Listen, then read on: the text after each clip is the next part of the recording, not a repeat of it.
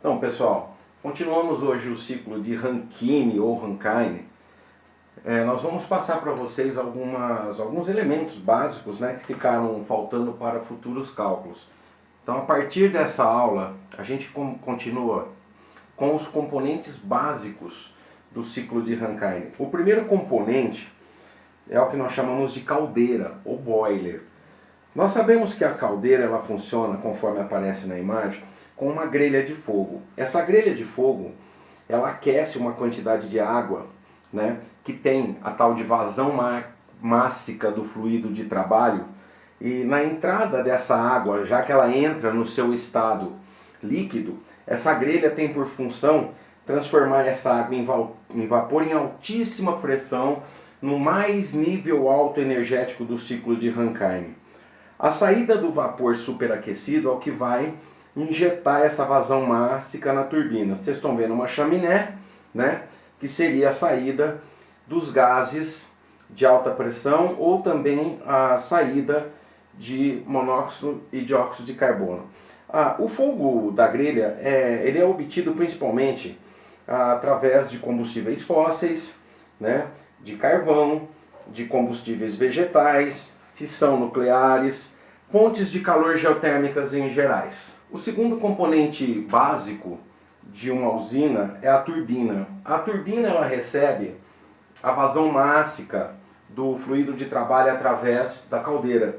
E essa turbina, conforme aparece aí, tem as pás, né, do rotor. Essa turbina recebe um vapor em altíssima pressão, onde esse vapor consegue fazer esse rotor aí girar em alta rotação. Então esse vapor ele precisa voltar para o ciclo, passando pelo elemento sequencial que é o condensador. Após a saída da turbina, esse vapor misturado, muitas vezes com água, portanto ele tem um título menor do que 1, ele passaria para o ponto de número 4. E esse ponto de número 4, ele entraria no condensador. E o condensador, conforme vocês já estão vendo na imagem, ele é um resfriador, ou seja, ele transforma novamente, tá, em água o fluido de trabalho. E essa água vai ser bombeada através do próximo elemento, pela bomba, ela vai ser bombeada novamente para a caldeira, começando um novo ciclo. Esse condensador, ele trabalha com a dispensa de calor. Por quê? Porque ele precisa de uma serpentina para resfriar a água e o vapor aquecido da turbina. Então, na verdade, a gente precisa de uma usina, por exemplo, de uma lagoa muito grande, para que a água seja bombeada para dentro desse condensador, para servir como resfriador da água que vem da turbina. Tá? Então precisa geralmente de um rio, precisa de uma grande quantidade de água. Até mesmo numa usina nuclear, essa quantidade é tão grande que eles fazem essa usina à beira-mar. Tá?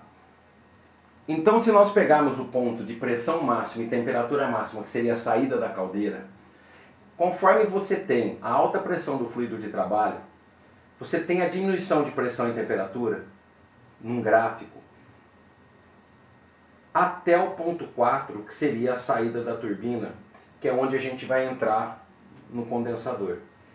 E como toda troca ou mudança de estado é feita com uma pressão constante, para passar pelo condensador, essa pressão, que é a pressão mínima do ciclo, portanto, tá? Pressão mínima do ciclo, chegaria no ponto 1, que seria a saída do condensador. Então nós temos a menor pressão do ciclo. Portanto, essa pequena passagem, já depois do condensador, encaixa-se uma bomba até chegar no ponto 2. O que essa bomba faz? Ela vai bombear esse líquido, que é o fluido de trabalho, novamente para dentro da caldeira. Então essa pressão ela tem que aumentar. Tá? Essa pressão tem que aumentar, inclusive esse aumento é até chegar na entrada da caldeira. O que essa caldeira faz? Novamente transforma isso em vapor, já que é uma transformação, então portanto uma mudança de estado. A pressão permanece constante durante essa mudança de estado, até novamente atingir o pico dessa saída. Então está aqui um ciclo de Rankine, pessoal. Os 3 pontos pertencentes ao ciclo de Rankine até atingir essa pressão máxima. Tudo bem, turma? Nós vamos partir então para algum formulário, relembrar algum formulário para resolver os próximos exercícios que não deu tempo da gente ver ainda. Então eu estou aproveitando essa aula vídeo para passar os próximos formulários que a gente vai relembrar com vocês da termodinâmica 1. Então quando a gente fala em vazão mássica, é uma massa, só que M a gente representa a massa por essa letra M, mas quando é uma vazão, que seria quantos quilogramas de massa por segundo, que seria massa pelo tempo, a gente coloca uma letrinha O em cima para lembrar que isso envolve uma divisão pelo tempo, tá?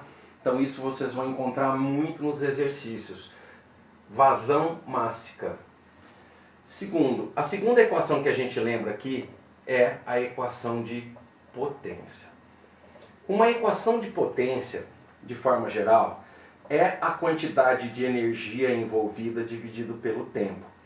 Tá? A gente usa muito essa quantidade de energia em joules no sistema internacional, mas aqui a gente usa muito em quilojoules, pois é tão grande essa quantidade que a gente suprime 3 zeros aqui para trabalhar com um número menor, dividido por segundo. E essa energia, para a gente, ou vai ser a quantidade de calor recebida, ou essa energia também vai ser a quantidade de calor dispensada pelo sistema ou pelo componente. Então, por exemplo, a caldeira recebe, então a gente coloca um calor entrando.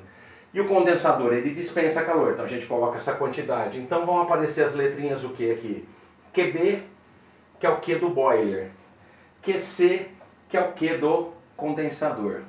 Essa energia, quando ela é uma energia mecânica, por exemplo, na turbina, ela não pode ser uma quantidade de calor, porque a turbina, a energia útil que ela libera é uma rotação de eixo. Se é uma rotação de eixo, então a gente chama de trabalho da turbina. E essa energia também pode ser a bomba. O que a bomba precisa receber? A bomba precisa receber energia para funcionar. E essa energia consumida pela bomba, a gente diz que é uma quantidade de calor recebida pela bomba, ou também quantidade de energia recebida pela bomba. P de pumped, em inglês bomba. Moçada, nós temos uma observação. Se a gente sabe que a potência é a quantidade de energia pelo tempo, ou seja, quilojoules por segundo, esses quilojoules de um trabalho a gente pode obter por uma diferença de entalpia, que a gente já viu nas aulas anteriores. Essa diferença de entalpia, muitas vezes chamamos de ΔH. A resposta aqui, lógico, na unidade está em quilojoules. Mas se você pensar que eu preciso de quilojoules por segundo para formar a potência, esses quilojoules por quilograma de entalpia vai me dar a unidade de trabalho em quilojoules para cada quilograma de fluido de trabalho. Então a gente pode discernir uma seguinte equação. Se eu tenho uma potência que tem que sair em quilojoules por segundo, se eu pegar esses quilojoules por grama, por quilograma, esses quilojoules por quilogramas, e multiplicar a vazão mássica, que seria o quê? Quilogramas por segundo, olha aqui que dá. Se eu fizer essa multiplicação, eu vou chegar na equação da unidade de potência, que é onde a gente vai ter o quê? Olha lá, quilograma, o que sobrou? Quilojoules por segundo. Então, o que a gente determina aqui, pessoal? A gente determina que a gente pode calcular uma potência pela vazão mássica, multiplicando quem? A variação de entalpia. Uma última que a gente pode lembrar, então, é a equaçãozinha de trabalho que eu posso determinar por uma variação de pressão dividido pela densidade do fluido de trabalho. Ou seja, essa variação de pressão dividido pela massa específica ou densidade do fluido de trabalho. Como o nosso fluido de trabalho é a água tem uma densidade de 1 grama por centímetro cúbico, de 1 quilograma por litro, ou de 1000 quilogramas de litro para metro cúbico, né, turma? Então, 1000 quilogramas por metro cúbico. Então, a gente pode seguir resolvendo alguns exercícios exemplos usando o gráfico do ciclo de Rankine e o esquema da usina, que seria muito importante. Então, vamos lá, pessoal, partir para a resolução do exercício exemplo, conforme aparece já aí no texto para vocês, tá? E no manual do PDF, no roteiro, aparece ele também para vocês e vai aparecer o segundo exercício para vocês entregarem, tá? Aparece bonitinho. Um ciclo de Rankine ideal, desprezar as possíveis perdas, porque ele é ideal, opera entre os estados 1, 2, 3 e 4 dados nas figuras. Determine a energia envolvida em cada elemento do ciclo, em quilojoules por quilograma, potência da bomba e potência da turbina. Determine também a eficiência do ciclo. A vazão mássica é de 25 kg por segundos e o título do estado 4 é 0,9. Então vamos lá, pessoal. Acompanhando a resolução do problema, eu já fui direto para os dois estados onde a gente já tem o título inteiro. Por exemplo, o estado 3, que é o estado de pressão máxima e temperatura maior. Quer dizer, na saída da caldeira e na entrada da turbina. É vapor saturado. Vapor saturado, você não tem uma gotinha de água. Então o X é o quê? O meu título é 1.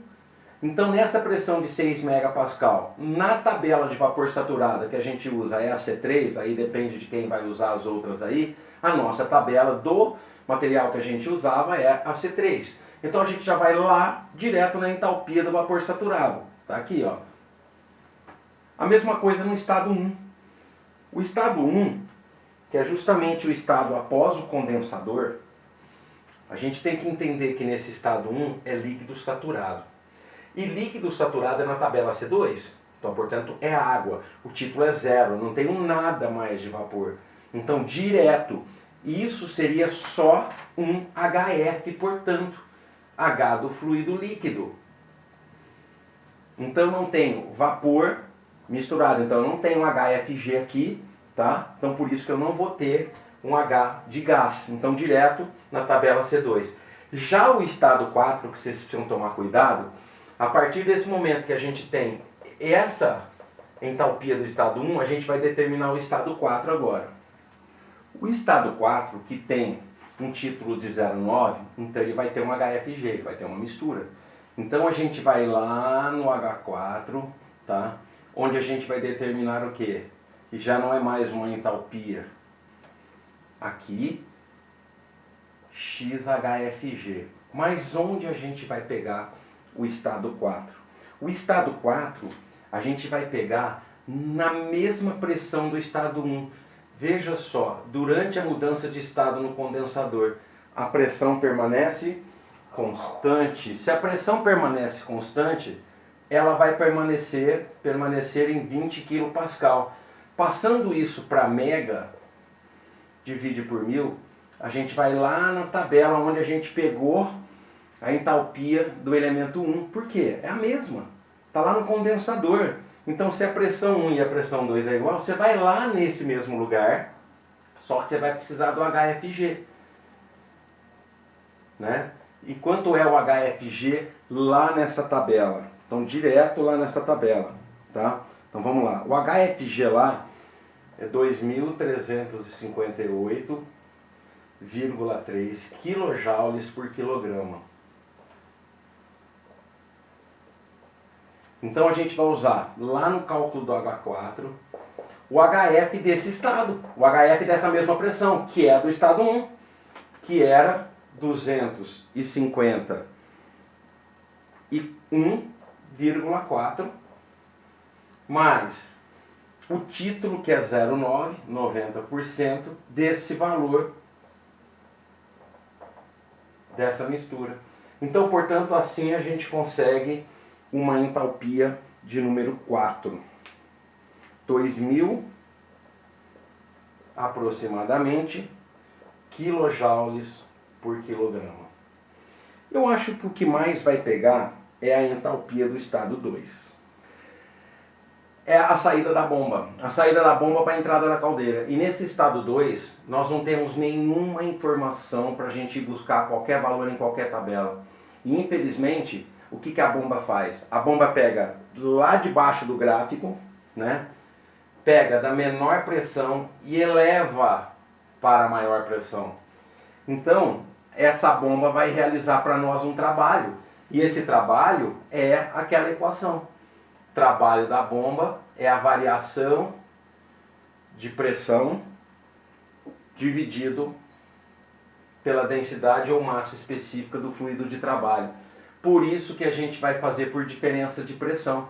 Por isso que a gente vai pegar a pressão maior, que é a pressão máxima, subtrair da pressão mínima e dividir por quem? Pela densidade.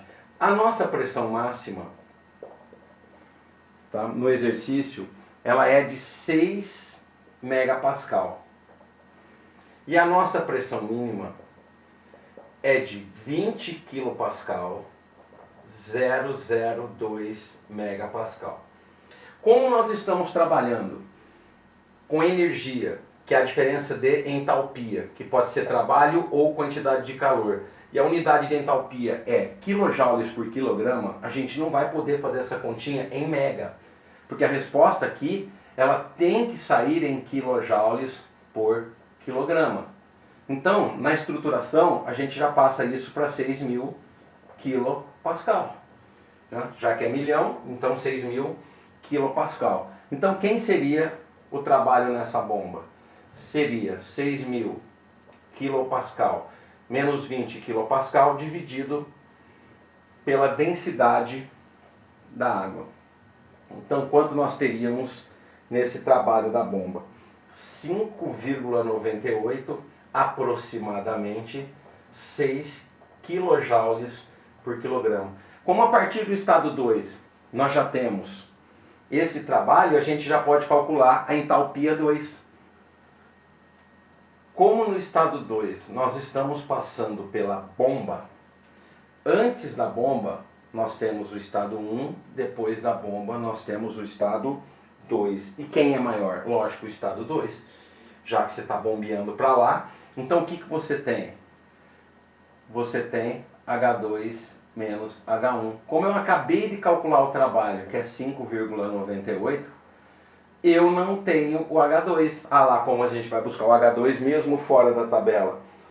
Então eu vou subtrair de quem? Dos 251,4. Então a hora que eu passar isso para lá, olha a entalpia 2 como ela estaria mais elevada. Ela seria 257,38 quilojoules por quilograma. Bom, moçada, a gente já calculou a entalpia de cada ponto, porque o cara falou que o ciclo trabalha entre 4 estados, 1, 2, 3 e 4. O mais difícil era o estado 2. Procure sempre começar pelo estado em que você tem o fluido de trabalho num determinado estado, ou líquido ou vapor, que ele já vai direto. Portanto, quando você tiver um título, você já sabe o que tem que fazer.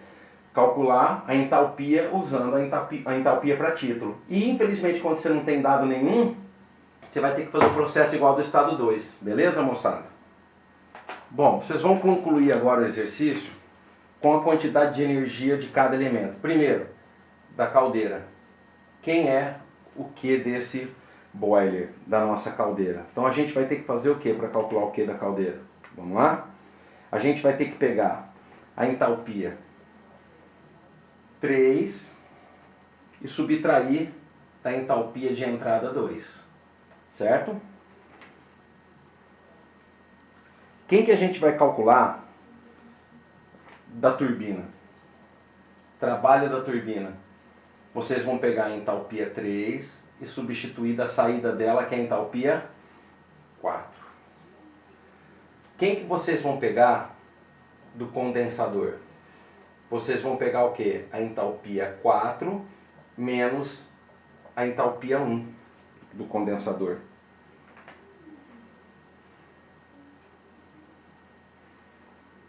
E da bomba?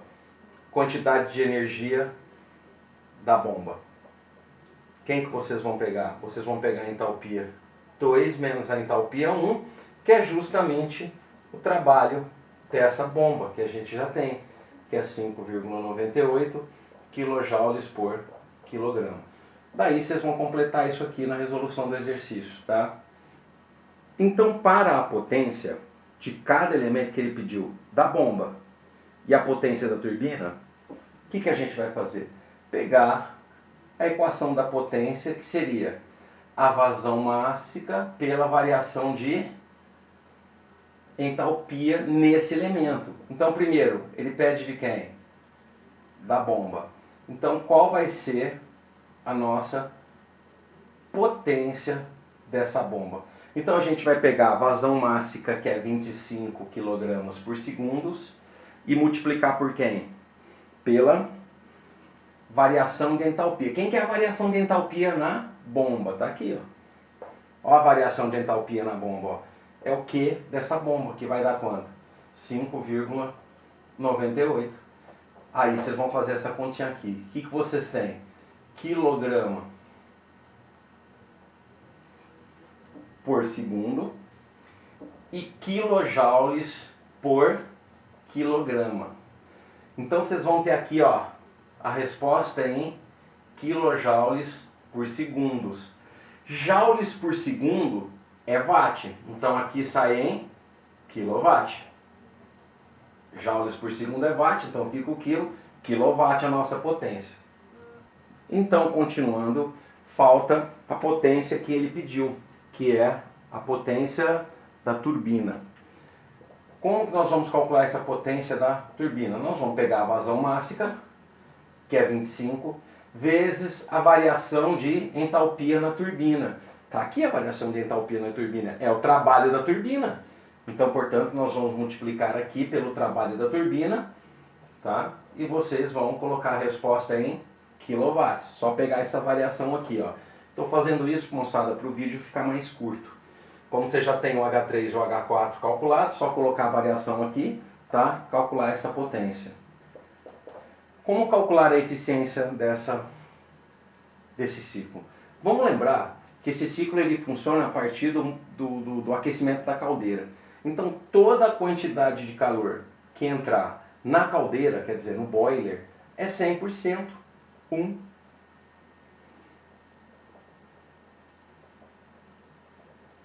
A gente tem a eficiência, para que a gente usa isso? Para rodar o eixo da turbina. Então, o que vai para a turbina? O trabalho da turbina é E, que seria E%. Então, o que vocês vão fazer? Vocês vão multiplicar em cruz e isolar esse E, que é nada mais do que dividir o trabalho da turbina pela quantidade de calor que entra na caldeira. Então, como as unidades são iguais, tá? Então, isso vai dar um 0, alguma coisa, tá? Entre 30% e 47% mais ou menos, tá? 47% é alto. Então, um ciclo térmico de Rankine bom, ele chega a 40%, chega até a atingir 42%. Então, esse valor aqui, ó, ele tem que ser menor que 50%. Não existe um ciclo térmico de Rankine com essa eficiência de 50% não, viu, pessoal? Isso seria fictício. Na realidade, não vai chegar a 50% nunca. Tá? Então, nós vamos ter um valor aí próximo de 40%, 38%, aqui 37%, 39%, tá ok? Vocês vão ver 0,3 alguma coisa, 0,4 alguma coisa, tá? Então isso vai dar uma grandeza percentual. Beleza, moçada? Um abraço, siga o roteiro. Vocês têm um segundo exercício aí no roteiro para me entregar, tá?